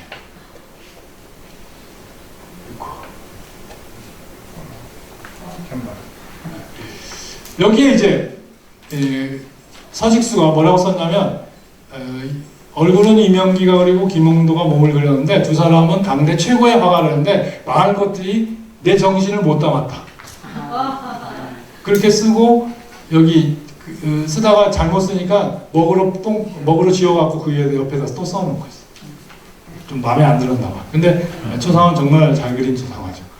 그래서 얼굴과 몸을 따로 그리니까 무슨 현상이 벌어지냐면 얼굴과 몸을 그리는데 좀 어색했나 봐요. 그러니까 목선과 어깨선을 지우고 다시 그렸어요. 지웠어요. 그죠? 이런 것들은 아마 카메라 옵스쿠라의 기능과 무관하지 않다. 이런 생각을 해봐요. 그리고 이제 윤두서가 그렸을 때 그 표정을 서양화법을 썼는데 윤두서는 눈동자가 평면이에요. 그죠? 서직수 초상화는 이명기는 눈동자를 입체감으로 그린 거예요. 그죠? 그래서 이 서양 화법의 변화가 뚜렷하게 서양 화법이 들어오고 이제 카메라 옵스쿠라 같은 기능을 배운 거죠. 이렇게 지워버렸어요. 아주 성깔 있는 것 같아, 그죠? 원래 여기 내 초상화에 내가 이렇게 글을 쓰려면 연습지에다가 다 해갖고 고치지 않게 써야 되는데 쓰다가 걸리니까 에이씨 하고 명산 잡기 취해 살았다 이런 글이에요. 이런 18세기 후반에 조선의 초상화 전통을 고집할 때 중국은 유화 초상화들이 많이 그려졌어요. 서양의 재료를 배워서 유화로 초상화를 그리는 전통이 생겼고 일본도 에도 시대 18세기 말 19세기 초에는 이렇게 완연하게 서양인을 서양화법으로 수채화풍 내지 일본화풍으로도 그려요. 근데 우리는 이렇게까지는 발달을 안 했어요. 서양 화가들이 오지를 않았어요. 조선에. 그래서 이제 그냥 전통적인 형태로 조선의 초상화는 19세기에도 여전히 전통적인 형식이 유지가 돼요. 도함이 이제 할아버지고 확천인체 손자예요. 손자 초상을 그릴 때 할아버지 초상을 같이 그려서 둘이 닮았죠. 그 다음에 이게 전통적인 조선의 그 사대부 초상 형식이 변형된 거가 이런 정도야.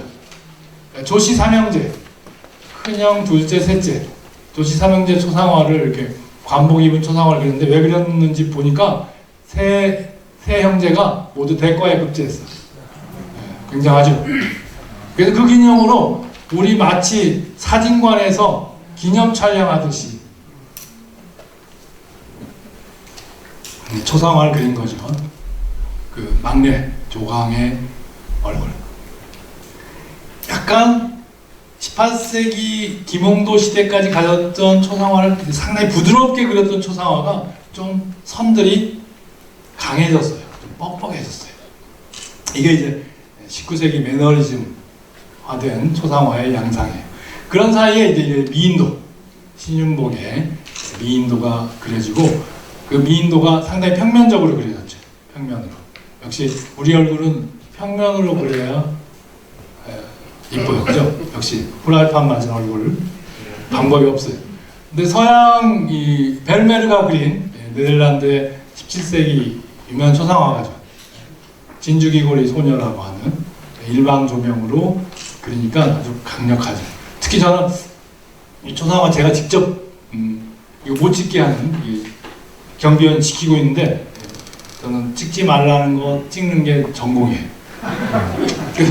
들어가지 말라는데 들어가서 사진 찍는 게 전공인데 그 입술 굉장하죠. 전혀 감동을 안 하시는데 어떻게 보면 이게 우리 그림의 약점일 수도 있어요. 그죠? 약점이 돼서 지금 현재 미술 시장의 흐름을 보면 전통적인 형식이 거의 필패를 하고 있어요. 이런 초상화법이 이제 이런 그 궁중의 여인들 초상화, 그러니까 여인 초상화들이 복원이 돼요. 그 조선 초기에 공신들 그릴 때 부인을 함께 그렸던 전통이 16세기 성리학 사회가 정착이 되면서 여자를 그리지 않았어요. 그렇죠? 네. 그래서 그런 그 속에서 이제 다시 여성 초상화가 등장한 게 19세기 후반, 중후반, 미인도에서 그 다음에 이제 이런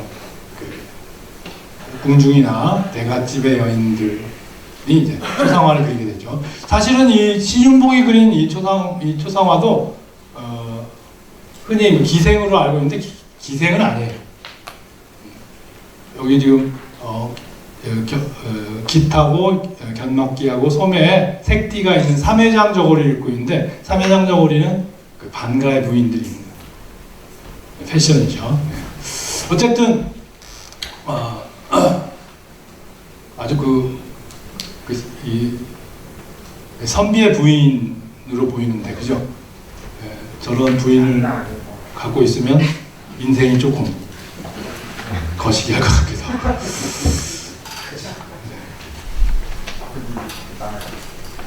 어쨌든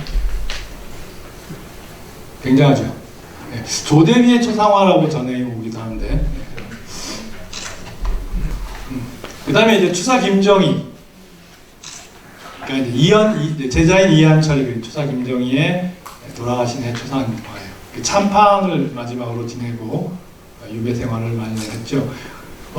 바로 이한철이 그릴 때는 요거 마마를 알았어요. 마마를 아는 흔적인데 소치어련, 제자인 소치어련이 자기 선생의 초상화를 그릴 때는 이 마마 흔적을 뽀샵해줬어요. 뽀샵. 네. 수정해줬죠. 그 김정희가 추구한 예술 세계죠. 세한도. 석권기 문장의 세한도고, 김정희가 제일 좋아하는 소치허련의 집이라고 하는 그 집 현판 글씨 써졌는데, 제가 제일 좋아하는 추사체, 그림 같은 예서체의 추사체에 제일 이쁜 글씨 중에 하나가 이 소야. 소자. 한 두세 살짜리 애기 엉덩이에서 이렇게 똥 나오는 것 같아요. 그죠? 아주 힘있게 이렇게 똥이 나오는. 그러면서 이 추사가 이런 갈필의 그림을 추구한 이 얼굴을 보면 굉장히 인자한데 글씨는 강해요. 그죠? 성격도 강했고 생각도 강했고. 그래서 추상 같았다 그랬어요. 벼락 같았다. 그러면서 추사가 추구한 그것이 얼굴과 함께 중화된 것이 아마 제가 보기엔 친구의 혼대의 사야 같아. 논어에 나오는 구절 중에 하나죠. 세련됨과 거칠음, 세련됨과 조야, 그죠? 그것을 함께 추구한 게 추사고, 추사의 얼굴, 선비의 모습이죠. 선비의 모습. 그 다음에 이제 흥선대원군, 추사를 살려줬다고도 하고 추사를 배운 제자이기도 했죠. 자기 아들을, 지가 왕을 한 것이지, 그죠? 자기 아들을 왕을 시켜놓고 결국 며느리하고 정치투쟁에서 이제 밀려나기도 하고 그랬죠. 바로 이 생기기도 아주 유연하게 잘 생겼어요. 이쁘게. 그러면서 이제 역시 저런 이쁜 얼굴이 되게 조금 약간 독사스러워, 그죠? 그런 것 같아요. 그래서 이 서원철폐 이런 걸 시도했고, 그림 난초를 잘 그렸는데 처음엔 추사 난초를 그대로 배웠어요. 추사 난초의 스타일이고, 그 추사 난초의 스타일과 함께 지금 여기 서원 전시에 이 서원철폐를 내린 이 석파 대원군의 생각일 수도 있어요. 차사 그랬네. 차사. 선비가 어때야 한다. 2차, 선비가 이 같아야 한다. 그러죠. 그게 뭔 말이야? 진정한 선비? 그죠? 진정한 선비. 그 진정한 선비라는 게 손에 쥐어져요? 안 쥐어져요? 안 쥐어져요. 누구나 선비할 수 있다는 얘기도 돼요. 그죠? 그러니까 하도 선비들이 많이 이렇게 서원에서 배출되니까 그 서원들을, 그리고 그들이 권력을 주장하니까 다 정리를 한 거죠. 그죠? 공자가 와도 서원들 다 철폐할 거다. 이런 생각을 표현했고, 그 다음에 이제 폐쇄 정책을, 세국 정책을 펼치고 했던 그런 선비의 모습. 그가 지향한 글씨와 그림, 추사를 그대로 따랐죠. 그러면서 왜 초상화를 엄청 그렸어요. 50에 한 번 그리고 60에 한 번 그렸는데요. 초상화를 그릴 때, 한 번 그릴 때 각종 패션을 다 그렸어. 이렇게 일상복을 입고 거기 바닥에는 페르시아 카페트를 깔았어요. 페르시아. 그때 서울 종로에 이 페르시아 시장이 굉장히 유행했네요. 그래서 돈 많은 사람들은 명품으로 썼는데, 그 강화도 화문석에 이렇게 금관 조복을 입기도 하고, 이렇게 유복을 입기도 하고, 그 다음에 이제 이렇게 당시 풍속이죠. 이게 자랑스러운 여러 가지 기물들, 부의 상징이에요. 이 시계, 서양 시계, 벼루와 여러 가지 타구와 안경과 가지고, 그러면서 흥선대원군의 마음은 뭐야? 칼을 그렸는데 칼집이 있어요, 없어요? 생 칼을 딱 드러냈어요, 그죠? 말 안 들으면 너 죽여, 뭐 이런 그런 의미가 있기도 해요. 이게 이제 권력의 힘이죠. 이게 이제 선비라고 하는 학자, 선비, 문인들이 추구했던 한 흐름이라고 생각이 들어요. 흥선대원군은 지금 중국에서 찍은 사진과 경성에서 찍은 사진이 이렇게 전하는데, 이 얼굴하고 닮았어요, 안 닮았어요? 안 닮았죠? 바로 아까 말씀드렸듯이 몇 프로? 70%에 만족했고, 이제 오히려 이제 70%에 만족하려면 뭐가 이루어져야 돼? 포샵이 돼야죠. 포샵이, 그죠? 그러니까 이거는 제가 왜 들어갔지? 이거 그 쾰른 동아시아 박물관에 전시회 갔더니 이 우리나라 장승을 전시했더라고요. 제가 스케치한 거네요. 2011년에 그렸네. 왜 그랬냐? 바로 완연하게 서양화법의 새로운 미인도 유형의 미인도가 우리나라에는 존재하지 않는데 서양에 가 있더라고요. 아기를 안고 있는 젊은 여인인데요. 이거는 저 비인 민족사박물관에 가보니까 이거 그 해외에 있는 한국미술품 조사 갔다가 만났는데요. 운계 조중묵이라는 화가가 그렸어요. 근데 완전히 문을 여니까 엄마를 안고 있는 아기를 안고 있는 엄마가 있는데 투시도법이 딱 적용되어 있고 서양화식 입체감이 그려져 있어요. 이런 그림은 조선에 없는데 이렇게 그린 것이 외국에 나간 거예요. 그죠? 그래서 이 유물카드, 이 작품의 유물카드를 찾아보니까 소장자, 기증자는 하스 조셉. 하스 조셉은 확인해 보니까 당시 상해 주재 오스트리아 영사였어요. 그래서 상해에 와서 조선 인천까지 관리를 한 거예요. 그러면서 이제 조중묵에게 이런 초상화를 그려가지고 간 거죠. 근데 언제 갔냐면 1890년에 갔어요. 그러니까 상당히 우리가 생각한 것보다 훨씬 전에 서양인들이 와서 조선의 화원들에게 조선 여인의 초상화를 그려가지고 간 거예요. 그래서 아주 입체감을 내요. 이걸 석지 채용신이 그대로 따라 배운 걸 볼 수가 있고요. 운남자 초상이죠. 마치 도상으로 보면 마리아 예수 같은 그런 도상을 인용한 걸 알 수가 있죠. 그죠? 그러면서 이제 채용신이 고종의 초상을 그리고 드디어 대한제국기가 되면서 황색 도포, 중앙의 의미의 도포에 초상을 그리게 된 거죠. 이때 이제 1910년대 그린 고종 어진 이전에 이미 휴베르트 보스라고 하는 네덜란드 출신 미국 화가가 와서 고종의 어진을 그렸네요. 근데 일반 조명을 하니까 고종하고 닮았어, 안 닮았어? 아마 자기 얼굴하고 닮은 것 같아요. 화가. 그죠? 이 얼굴은 훨씬 닮았죠. 역시 후라이팬 맞은 얼굴은 그 화가, 조선 화가가 그려야 맞는 것 같아요. 안 닮았어요. 그죠? 이걸 보고 그린 것 같은데 안 닮았어요. 그래서 일방 조명을 하면 이렇게 된 것 같아요. 그래서 고종 사진하고 비교를 하죠. 그리고 이제 면함 최익현, 이 채용신이 바로 이제 1905년에 의사보호조약에 반대해서 의병을 일으켰던 최익현의 의병장 모습이에요. 이 일방 조명을 서양의 입체감을 배우면서 일방 조명을 안 썼어요. 채용신은 우리 얼굴의 특징을 읽은 거죠. 그죠? 지금 여기 전시되어 있는, 서원에 전시되어 있는 초상화는 관복 초상화예요.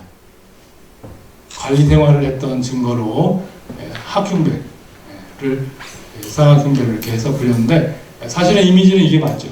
이건 1905년에 그렸고 이건 1920년대에 그렸을 거예요. 집안에서는 관복 초상화를 더 원한 거죠.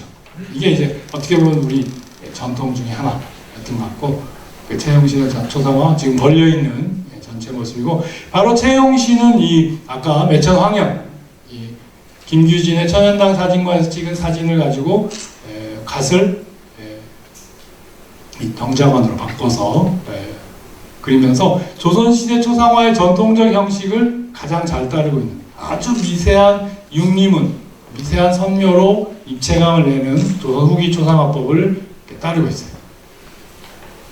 그러면서 이제 1918년에 그린 이 곽동원 초상인데, 여기 만경가 일대 만석군, 그리고 이제 문인 선비였지만 그 초상화 아주 채용신 초상화 중에 가장 정성을 들이고 가장 잘 그린 그림, 쌀 백성을 받고 그렸대요. 조선시대 초상화 중에 제일 비싼 것 같아. 그래서 아주 화려한 의상에, 특히 이 채용신이 이 양반의 눈동자 표현을 보면 수정체 무늬와 함께 여기다가 하이라이트를 찍었어요. 조명을 일방 조명하는 기법을 부분적으로 도입한 거야. 부분적으로, 그죠? 그렇게 해서 이제 우리 초상화가 완연하게 이제 새로운 변화를 겪게 됩니다. 겪게 되는데 나라가 어떻게 돼? 나라가 망해요. 그죠?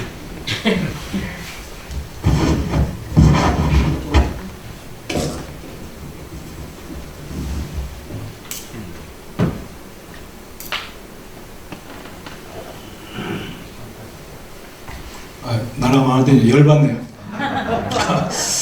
이단 김은호가 그린 전통 초상화와 순종 초상화인데 완연하게 서양화법이죠. 그리고 얼굴도 달라졌고 전통적인 형식에다가 완연하게 일본 채색 화풍이 가미돼서 사진 초상화법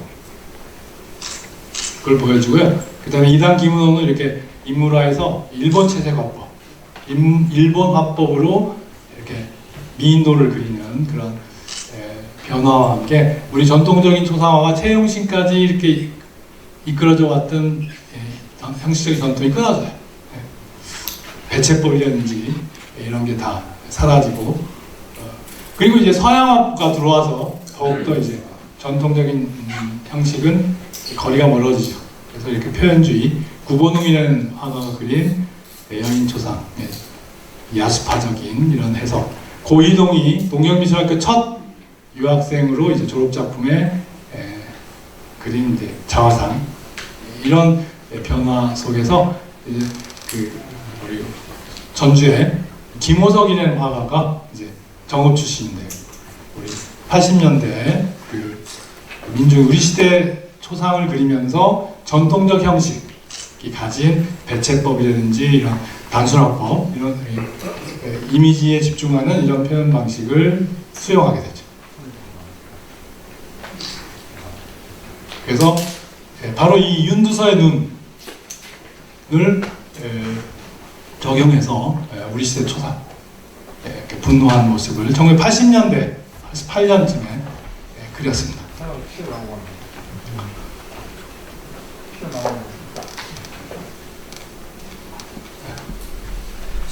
이제 마치겠습니다.